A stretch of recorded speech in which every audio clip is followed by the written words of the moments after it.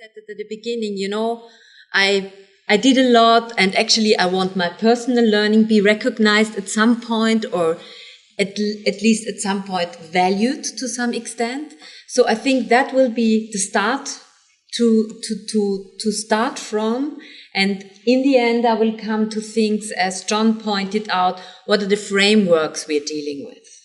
To give you a short overview, I will first start with the term lifelong learning. What do we mean by that? What does that have to do with you, actually?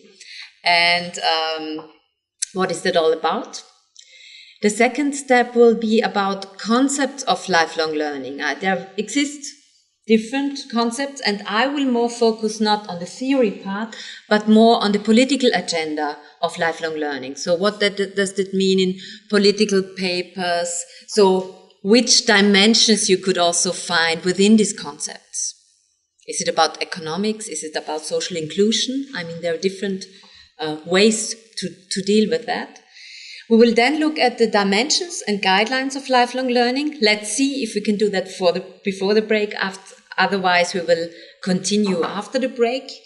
And then I will go to the frameworks for lifelong learning. So that the thing is, where do we put that in? What is our legal framework within Russia? You know that better than me, actually. I have more the overview about the European frameworks, which space also to act I have within my institution, because that's the other way when you really want to implement something. Well, and then I give you a short starter for tomorrow, validation for starters, reminding you then to bring ideas for tomorrow, but I will come to that at the very end, for our workshop on validation procedures, where we really try to put something, at least as an example, into practice. That will be the work we do tomorrow in groups. So, well, and I have to add something. I mean, after John, I will not hold such a speech because I'm not so good as him. So my task is more to let you work. That's more my way of working, is saying some words and then letting you work. So be prepared that you will be, as it's about your learning also, that I will ask you, to work with each other and to work with me. Well, and what you see, Anita, my assistant today, she's writing down the questions, because that I will always be able to refer to that, and then that we can work with that during the session. So, enough for starters.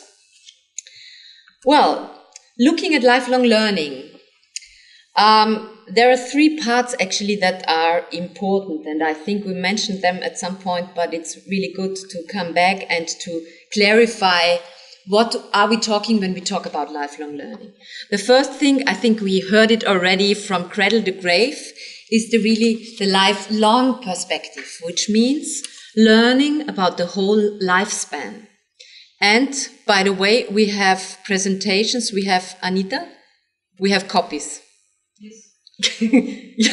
Thank you, because last time I remember that they were not, that you didn't, so if you want to make notes, you have them as copies too. Sorry, it was just my... So one thing is really from, what does it mean from the very beginning, from children, from even in the kindergarten, up to what do you do after you had your working life? Would you like to start studying again, maybe? Or doing something very different? So I think these are things, and please also have in mind your own organization. So what does this university, for example, do for this lifelong perspective?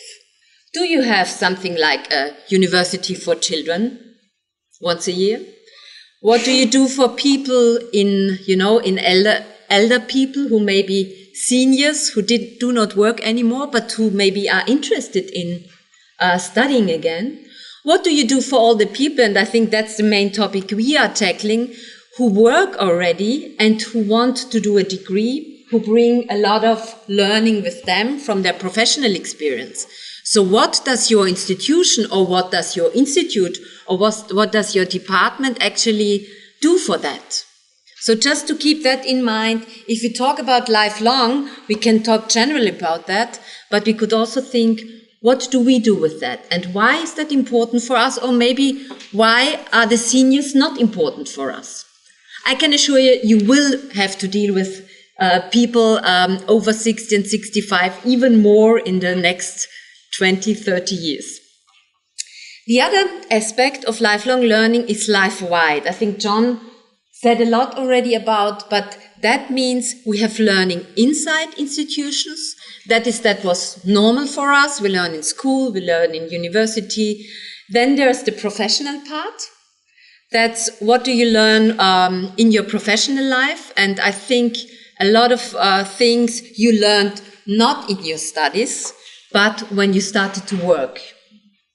Could be things like time management, problem solving, could be different things. Maybe something I learned to deal with my computer, actually, at the end of my student life and the beginning of my working life, because at that time there was just a switch. And well, before I had already somebody who was writing that for me on the computer. So learning takes place everywhere, and I think to get that in the view and to think what does it mean also for the organization I work in, what does it mean for studies? I remember that quite some of you are teachers for different languages. So, and I think it was Elena, or they call, yeah? Maria, sorry.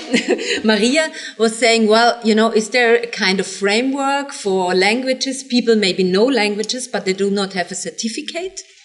And I guess that some of you, as you said before, well, you didn't speak English for such a long time, but you speak English. Do you have a certificate? If you change and you want to work in a more international environment, and you would say, well, I can speak English, and somebody would say, well, where's your degree? Where's your certificate? Then you need at some point, then this kind of validation makes sense. So I just want to show you the issues that maybe you are also dealing with and that are important if we talk about lifelong learning. Well, and don't forget, life itself in its wide variety is teaching us, and that has much to do, I don't know how many of you men or women are just having small children. I could guess, maybe the one or the other. And then also think about what do you learn from them, or what do you learn from managing everything you have to do, you know, alongside.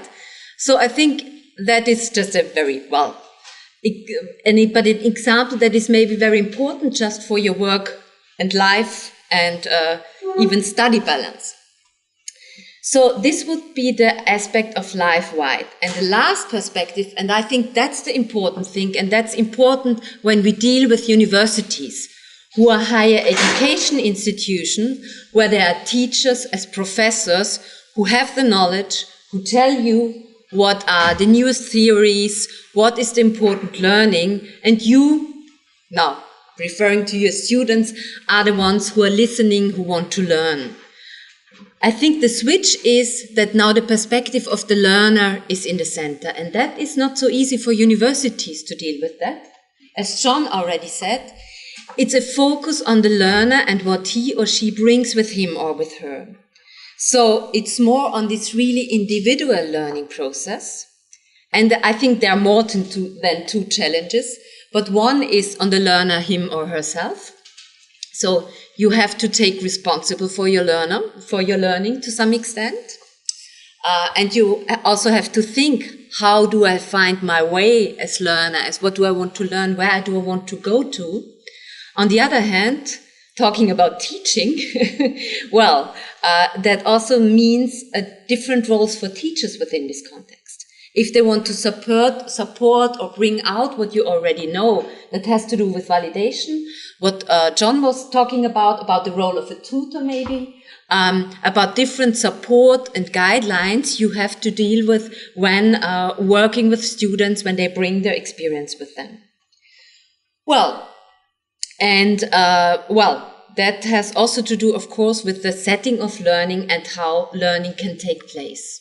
So maybe the lecture we are doing would not be the best in the end. Okay, so types of learning. I think John already talked about it, and I think you hopefully read about that already in the material. There are different forms where you really have the lines of the different forms of learning. But I think the most important part is what we mostly refer as formal learning.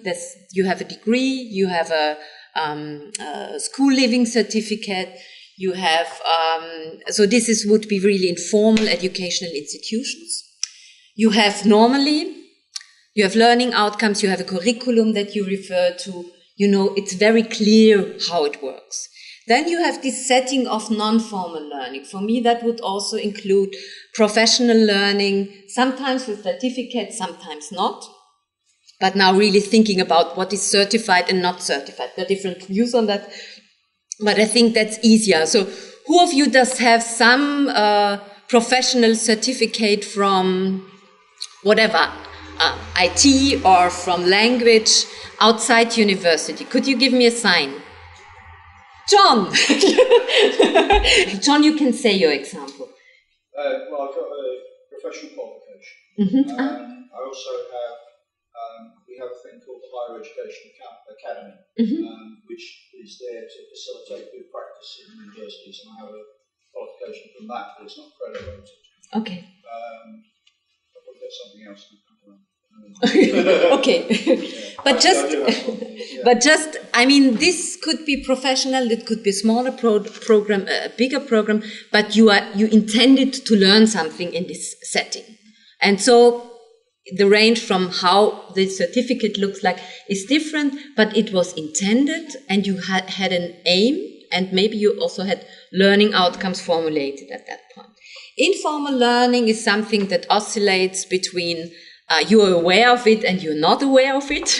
There's huge discussion on that. But the important thing is you're doing things and at some point you learn to do it. If you have to organize meetings each day or once a week and you've learned, how to organize, with whom to talk, how to make the agenda, that's not something you would say, well, I did a course on project management on how to organize meetings.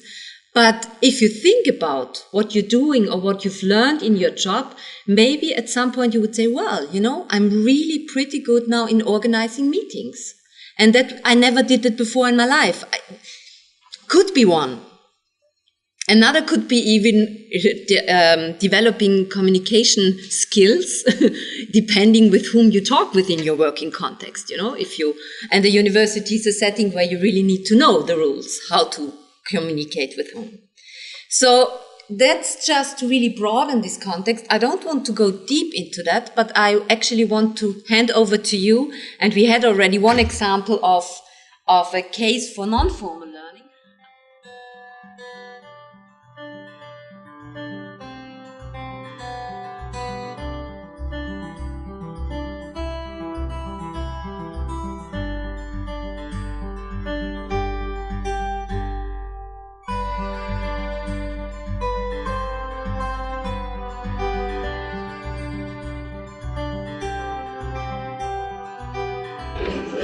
Okay, may I ask you to come back to share your thoughts with us and with your colleagues, not only with your colleague next to you, but also with the others. Anita was so nice to prepare 2 flip charts where you could, and she will write, just to see, and I think where you have situations where you learned informally and non-formally. And I mean, you don't need to share everything with us. But if you want to share, you're warmly welcome to say something.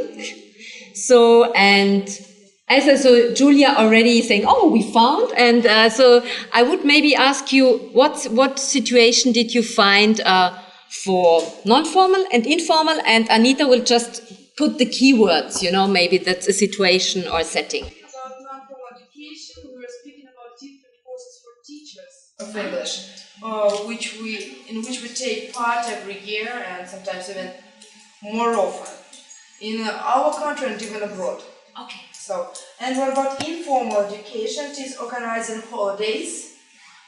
For example, in the class it's Christmas, the day of the translator, interpreter, and many others, and organizing some trips abroad with students, and also working as a tutor over a student group. Thank you very much. Which group wants to share? Yeah? Half of the group? It was the two of you. Okay. And would you give us the names again? Because I tried to learn Alexander and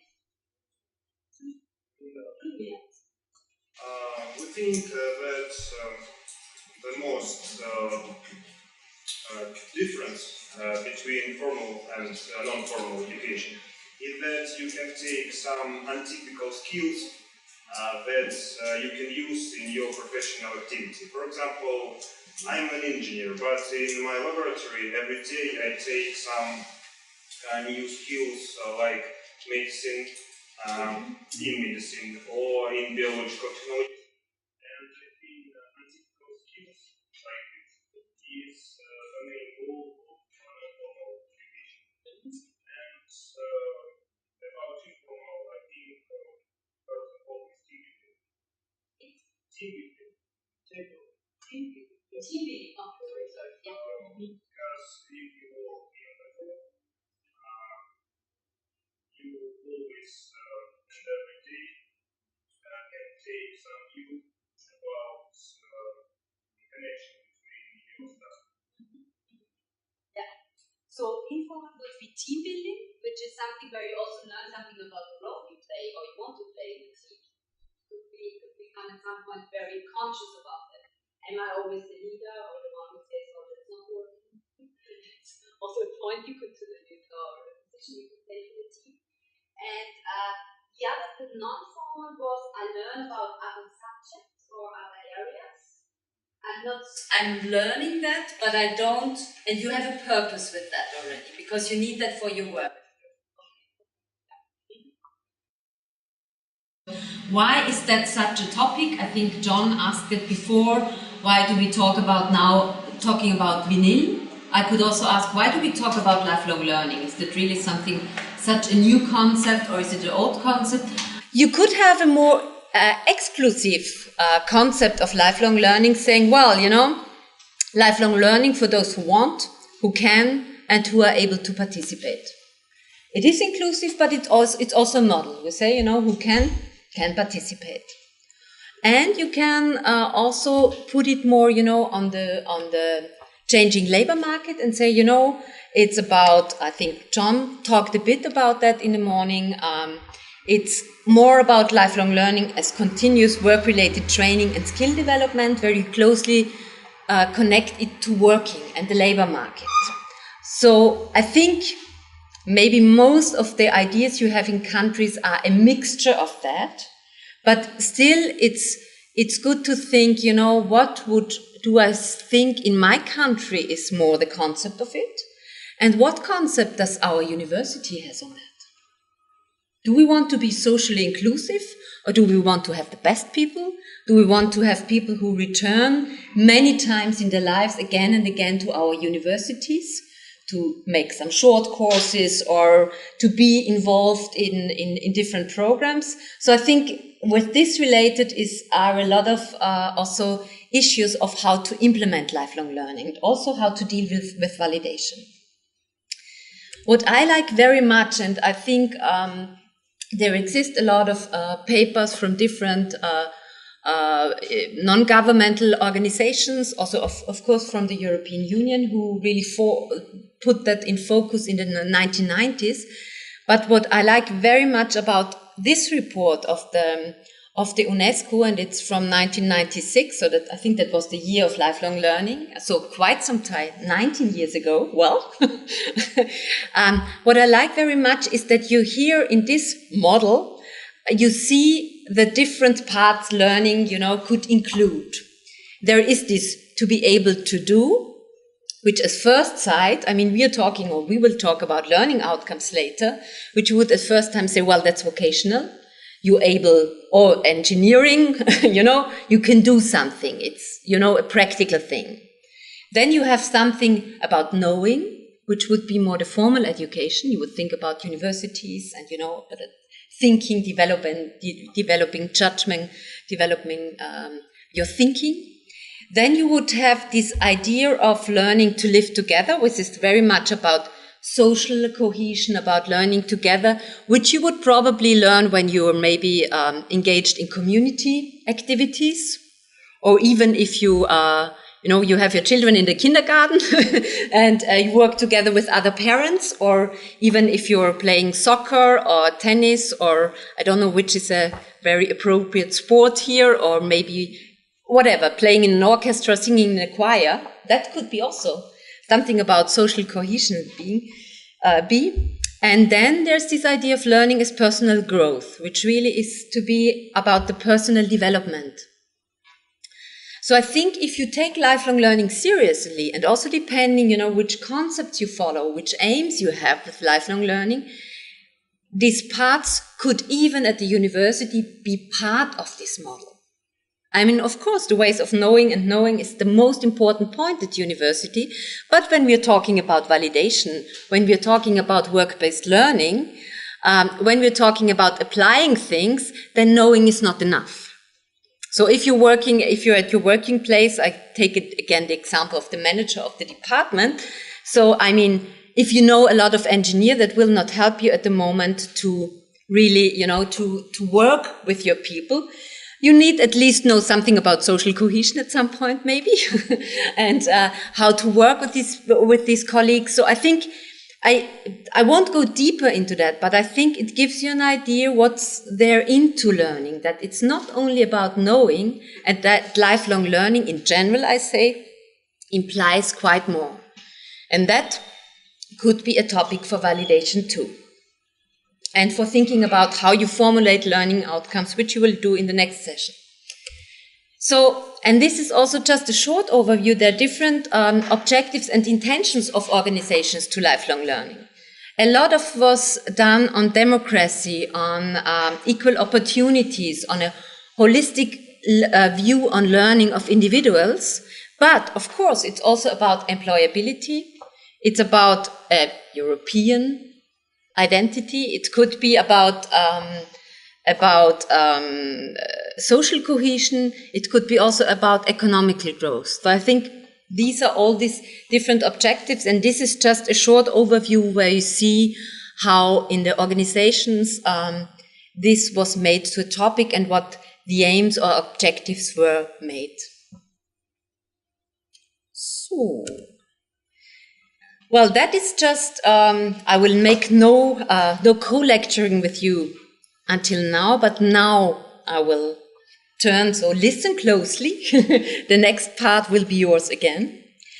If you talk about lifelong learning and why you choose to be inclusive, why you think about economics, why you think about taking learning in a broader sense, then it has much to do with the things. I don't know the English word for that, but when you really, so where the problems in the society lie. So what is it a problem that we don't have enough people who are really well educated? I think in the United Kingdom that the people who started to study raised to, was it 30%, 40%? People who are not going, I mean, I can say it for Germany. In Germany, we have at the moment, the thing that 50% of people who have the school leaving certificate go to a university, which is really a lot. And the other 50% do a professional education, so they do apprenticeship. And it was never that high because Germany traditionally was and still is very well known for the dual apprenticeship and the professional or vocational education and training. But that has changed. So more and more people are going to universities. So you have to really think, what does that mean? What do we do with the people? So I think there are changes. So which important societal or social dimensions you have for lifelong learning in your country? I can say some of them for Germany, but I think it will be interesting, and that we will do in the next step. what do you see as the dimensions important for your country or even for your organization? Where say, well, we lose students each day. We need to get more students. Or we have a lot of students, but you don't know where they go to. Or, there could be different issues, and that could also be different depending in which department you work or in the things you're doing. So generally one could speak about, I now roughly say there are 4 dimensions. One is demographic. At least in Germany, it is a topic, though I just said so many people are going, or so many students or so many people start studying in Germany after their school, having left school with their certificate. Still, the problem is what will be in 20 or 30 years. And it will not be, for me, I think I will work until 70 or maybe 75, I don't know. But so the issue is that people get back to learn something, or there is a need to learn again and again, because you need to stay longer within the labor market. And you can't say, well, I'm 65 or I'm 60 and now I have a nice time, and I don't need to work anymore. So things are changing, and so we become older and older. What does that mean for the programs we have at our universities? The second part is the economic dimension. I mean, that's very much as how able are we, or how's our capacity in the worldwide business? So what do we need to do for that? Is it the intercultural dimension?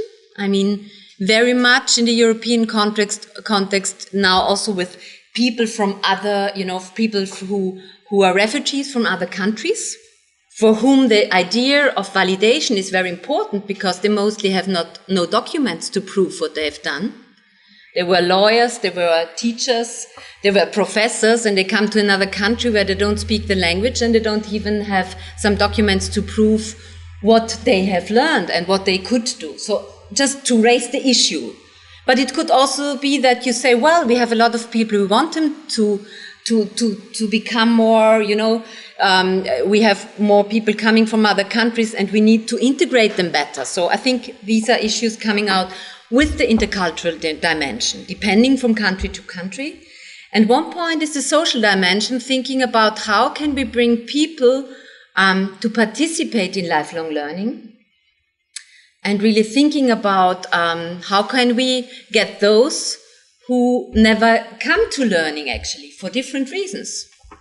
Because they are not so close to learning, because they don't have the possibilities for going to higher education or for, learning a job. So these are issues, and I think each university, so that's general, of course, of the society, but each university needs to think, why do we engage in lifelong learning? Why do we think about validation? What's the reason why we want to do that? If you wouldn't find any reason why you do that, you wouldn't do that, at least as organization, if there's not a pressure coming from somewhere. The second issue, when we said that lifelong learning is about learning, so it's about the individual. So these are some guidelines where you can see, well, that's a different concept of how we teach people or how we do our learning processes. One is, and that's very much about how you do courses. I mean, we had a course where you sit here, but you had also before a phase where you could download the material and read it. So you were quite free when you want to read that, and how extensive you want to read that. But it was your choice. So that has very much to do, in which life phase we're at. I come back to the engaged father. Or depending if you're just in the middle of, you have a family, you have children, and you're just in the middle of managing that, you would have different... not only a different attitude to learning, but maybe also different time space and different frames where you could do something.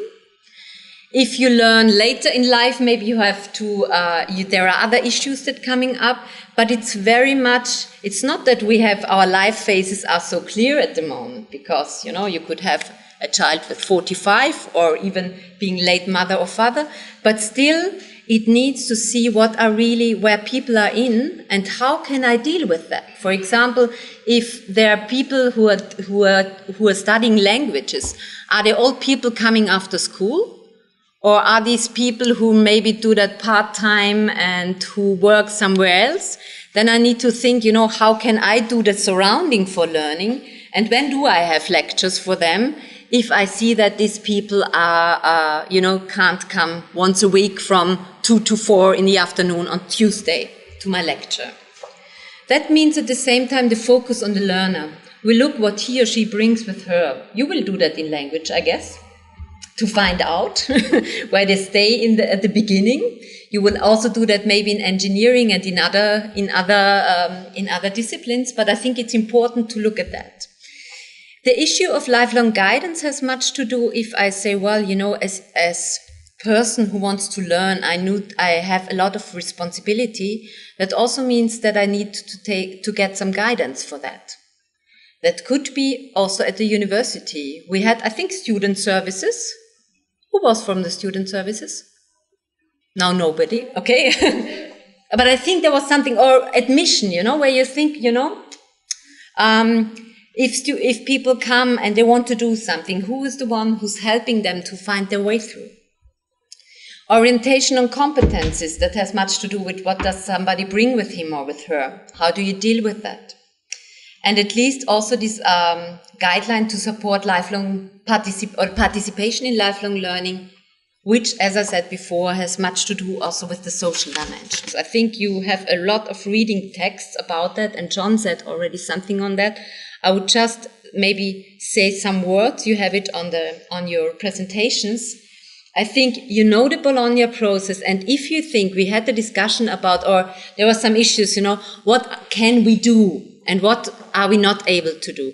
Bologna process has quite clear framework where you can see, what the framework is you can deal within. But then, of course, you have your Russian Federation framework where you need to see what's then possible there. But your European comparable, of course, is the Bologna process.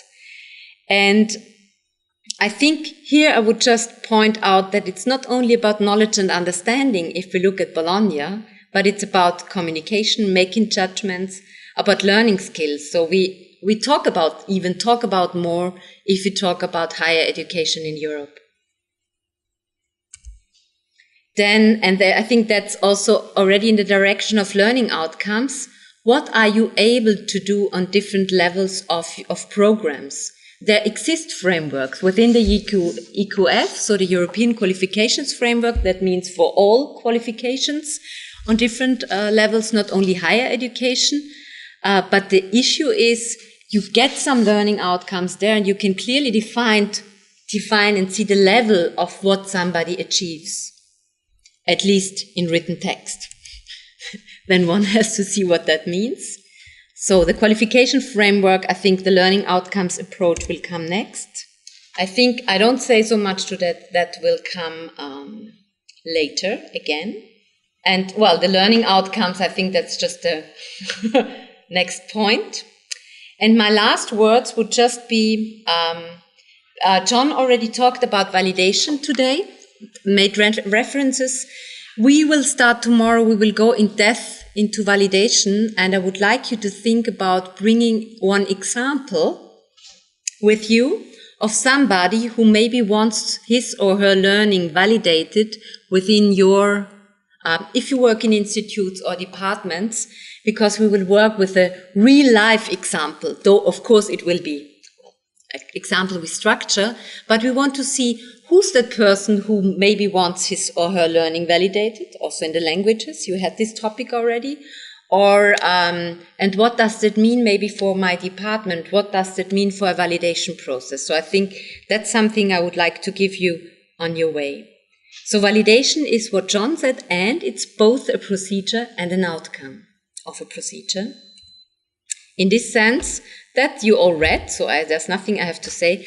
I say thank you, and I'm looking forward to work with you further tomorrow in the workshop on validation. So see you tomorrow, and thank you.